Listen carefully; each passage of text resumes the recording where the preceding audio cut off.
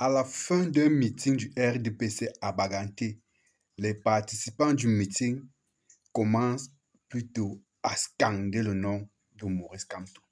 Je dis bien, à la fin d'un meeting du Rassemblement démocratique du peuple camerounais à Baganté, les participants à ce meeting-là ont commencé plutôt à chanter le nom de Kamto au lieu de chanter Paul Biya, que vous connaissez tout ça. Les amis, ça se passe à l'ouest du Cameroun, plus précisément à Baganté. Je vous laisse regarder ce scandale-là en son et en image. Les amis, régalez-vous, regardez.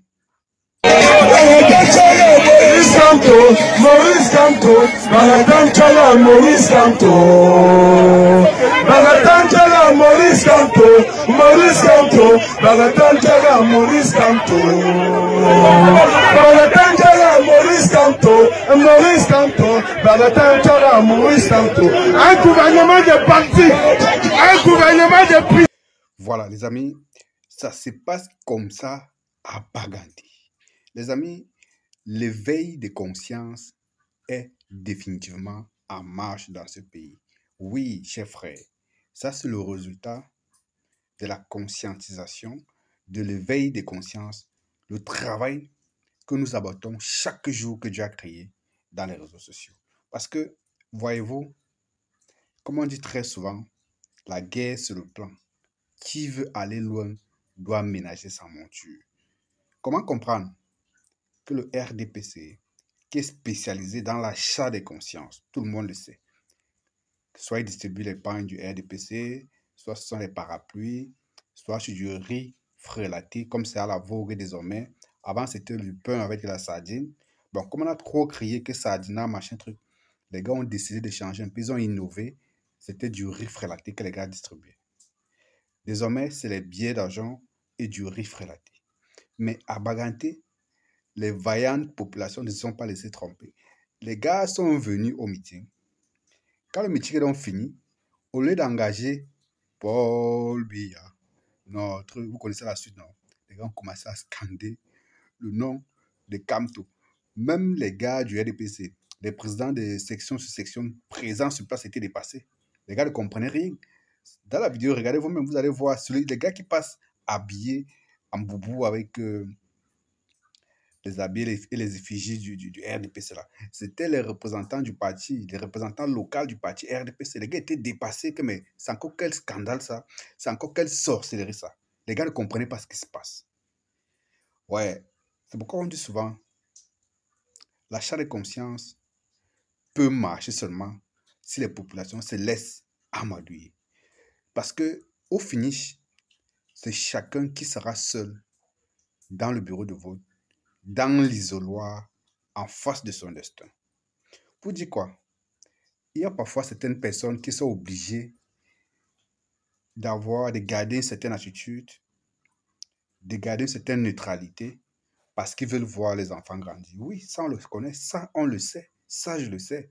Parce que ces gens-là veulent sauvegarder le gagne-pain de leur famille.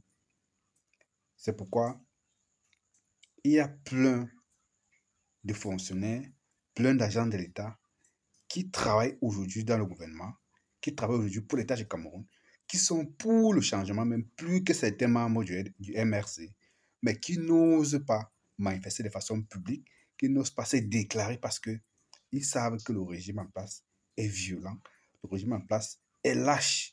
Si tu oses te dévoiler, si tu fais ton coming out, comme on dit souvent dans le langage, les gars vont finir avec toi. Les gars vont te nuire. Vous n'avez qu'à voir ce qui s'est passé avec le professeur Charles Msanga Nyamdi, l'un des plus grands défenseurs de Paul Biya. À son haut niveau, il a été caillassé, il a été mis de côté, alors qu'il siégeait au comité central du RDPC. Tout simplement parce qu'il a eu des positions modérées. Il n'a même jamais dit qu'il était devenu opposant, mais il est devenu modéré dans ses positions. Donc du coup, comme les conservateurs du RDPC ne veulent pas les gens modérés, les gars ont vite fait de le mettre à côté. Imaginez donc des agents de l'État, des personnes lambda qui n'ont pas la stature ou la carrure peut-être du professeur Msanga Nyambi, qui se dévoilent, qui font le coming out pour dire que bon, aujourd'hui, nous voulons à tout prix le changement. Nous sommes fatigués de ceci, nous sommes fatigués de cela. Imaginez ce que ce régime totalitaire et dictatorial en place va faire à ces gens-là. Pour dire quoi? Qu'il y a plein de gens actuellement qui travaillent pour le gouvernement du Cameroun, qui sont exactement comme ces populations que vous avez vues à Baganti, que vous êtes en train de voir, qui font semblant d'être avec RDPC, juste parce que peut-être ils veulent prendre du riz pour aller nourrir les familles, par exemple, ou prendre les 2000 francs qu'on va leur donner pour aller nourrir les familles. Je ne justifie rien, j'essaie d'expliquer les faits en fait. Parce que voyez-vous, c'est tellement difficile dans ce pays. Il y a des familles, il y a des pères de famille qui sortent le matin et qui le soir n'arrivent pas à rentrer dans la maison avec 1500 francs, avec 2000 francs pour le déjeuner des enfants le matin, pour la ration de madame le matin. C'est compliqué. Donc parfois, quand on dit qu'il y a un meeting du RDPC, qu'on distribue les t-shirts du RDPC Palais, parfois tu vois les gars porter ça malgré eux, parce qu'ils veulent prendre les 2000 francs. La preuve, je vais vous faire regarder un extrait là, vous allez voir. En tout cas, voilà l'extrait qui est en train de passer, vous regardez. Ces enfants qu'on a manipulés, on nous a donné les effigies du président du RDPC pour que les gars défilent avec, pour dire que non, les jeunes de telle localité apportent le soutien au président Paul Biya. Mais regardez comment la majorité, pour ne pas dire tous ces jeunes-là, cachent leur visage avec l'effigie du président de la République. Donc, pour la majorité, regardez comment ils sont en train de défiler en cachant le visage. Les gars sont conscients que c'est une honte actuellement au Cameroun de défendre le régime en place. Ils savent que c'est une grosse honte et que c'est même une trahison pour les autres frères camerounais qui souffrent que de demander au président de la République de se représenter alors qu'il a lamentablement échoué. C'est la même chose qui s'est passé à Baganti. Donc les gars sont venus faire semblant de soutenir le RDPC à la place des fêtes. Mais à la fin du meeting, les gars ont véritablement dévoilé leur vrai côté, quoi. Ils ont fait le coming out. Ils ont commencé à scander le nom du leader pour qui ils ont prêté allégeance. Ils ont commencé à scander le nom du professeur Kamto. Les amis, ça peut faire rire, mais ce que je dis là est très pertinent. Parce que c'est la réalité que plusieurs Camerounais vivent.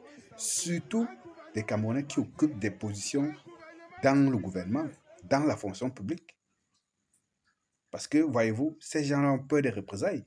Si on suspend ton salaire, alors que tu n'as que ton salaire, c'est ta seule source de revenus pour nourrir ta petite famille, ça va être compliqué pour toi. Donc, les gars comprennent ça. Les gars se réservent pour le moment où ils vont véritablement décider d'où est-ce que la balance doit pencher, en fait. Et je pense que le moment fatidique où la balance va pencher, c'est dans les urnes. C'est pourquoi vous voyez le gouvernement en place fait tout pour empêcher, par exemple, que la liste électorale nationale soit publiée. Les gars ont tout fait pour commencer à frauder avant même le début de la compétition, c'est-à-dire avant même les élections. Sinon, pourquoi est-ce que Elecam et le RDPC de refuser d'afficher la liste électorale nationale alors que c'est prévu par la loi? Pourquoi est-ce qu'ils refusent de le faire? Posez-vous la simple question. Pourquoi est-ce que Paul Biya ne se cache même plus? Il nomme Hoha, un membre du comité central du RDPC, comme membre du conseil constitutionnel. Ça veut dire quoi en français facile? Douala jouer un match, je dis n'importe quoi, Douala jouer un match contre Yaoundé. Et Yaoundé décide, c'est Yaoundé qui nomme l'arbitre central, qui nomme le juge de touche, qui nomme le commissaire de match, mais ça n'a pas de sens. En principe, c'est soit le Nord qui devait arbitrer cela, ou soit l'Ouest. Des gens qui sont vraiment éloignés, qui n'ont presque aucun intérêt à ce qu'une équipe gagne, ou qui n'ont aucun intérêt à favoriser une telle équipe. Mais on voit que les gars ont tellement peur. La peur a changé les camps. Si ces gens-là n'avaient pas autant peur, pourquoi alors ils multiplient tant de stratégies pour empêcher que la loi soit respectée? Pourtant, ce sont eux-mêmes qui ont édicté cette loi. Les amis, partagez massivement cette vidéo parce que cela prouve une fois de plus que l'âme a changé de pôle et que le régime d'en face tremble.